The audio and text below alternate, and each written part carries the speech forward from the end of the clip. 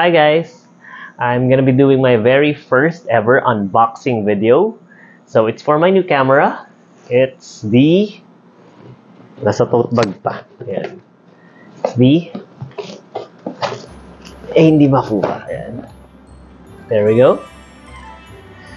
It's the Sony ZVE10. Yan. Kung bibili lang kanina, mainit-init pa. So, we're gonna be, as mentioned nga, we're gonna be unboxing this. Pero syempre, na-unbox na to sa store kanina. Kasi syempre, pag bibili ka ng gadget or electronic equipment, kailangan mong pabuksan, kailangan mong ipatest. Wala namang bumibili ng gadget or other electronic equipment na hindi pinapatest, diba? Syempre, imposible yun. So, ayan. Kita nyo, broken na yung seal. Ayan. Let's just pretend na hindi pa siya nabubuksan. Okay.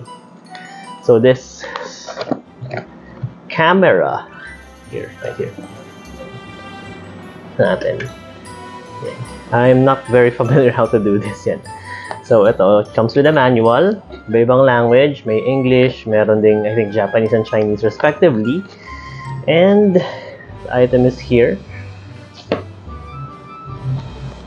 And some paperwork.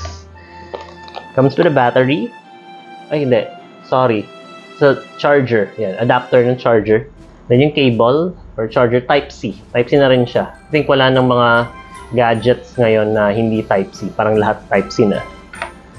And also, ito yung cord nung adapter para sa power source pag mag-charge ka. So, meron ding strap. And ito, adapter. Yan. For the cable. Ito siya. Yan. Meron din siyang kasamang dead cat.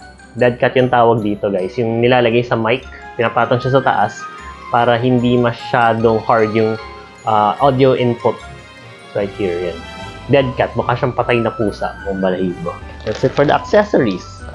And here's the camera. Dun, dun, dun, dun. Okay.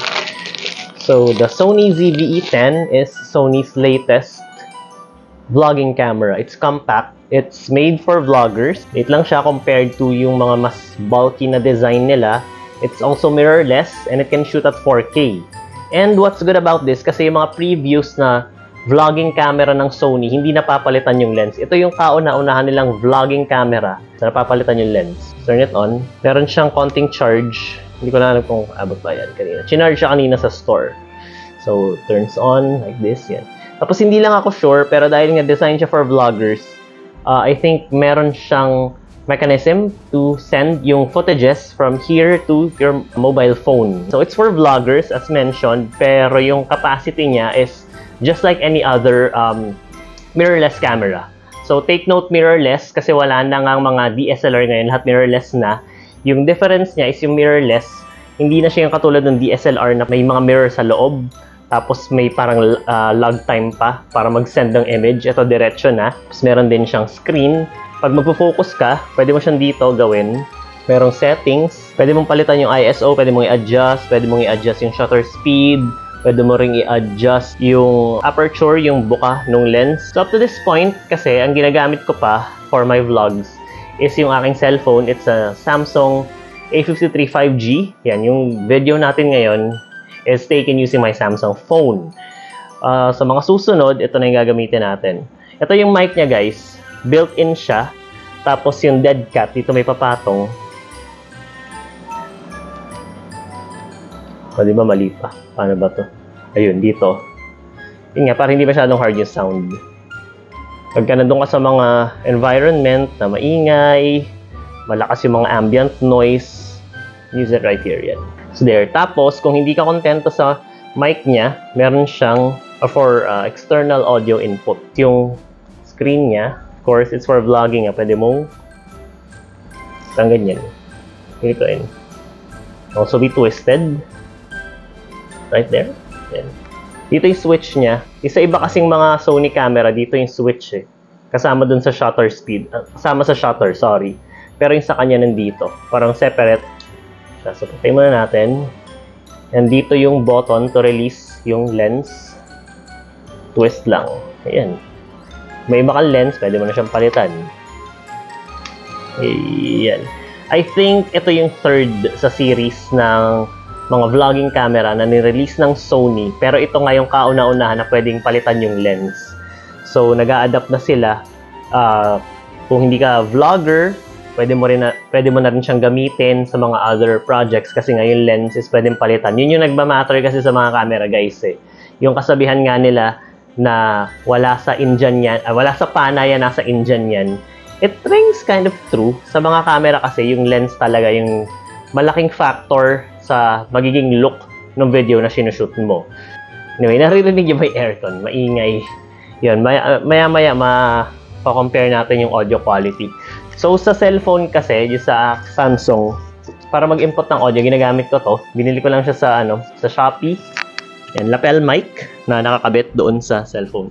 So, since meron dead cat nga na kasama, baka hindi ko na siya gamitin. Hindi rin kasi gano'n kaganda yung audio nito.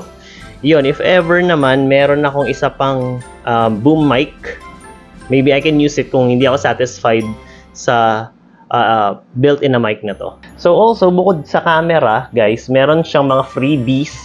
Meron siyang kasama na memory card. 32 gig. Ayan. So wala na naman yung memory card box. Nandito na kasi nga sabi ko kanina, binuksan na natin siya. 32 gig. And of course, meron ding tripod. So, yan. Ito talagang tripod yung i-unbox natin, guys, hindi yung camera. Kasi ito talaga hindi pa siya nabubuksan. Let's check it out. Pang sturdy. Meron akong ginagamit na tripod, kaya lang, mumurahin lang siya. So, kailangan mag-ingat kasi pag natabig ng konti, tumutumba. So, ito yung tripod na kasama niya. May kasamang, bag. Okay. Ayan, naka-plastic pa. Kasi nga, hindi pa siya talaga nabubuksan.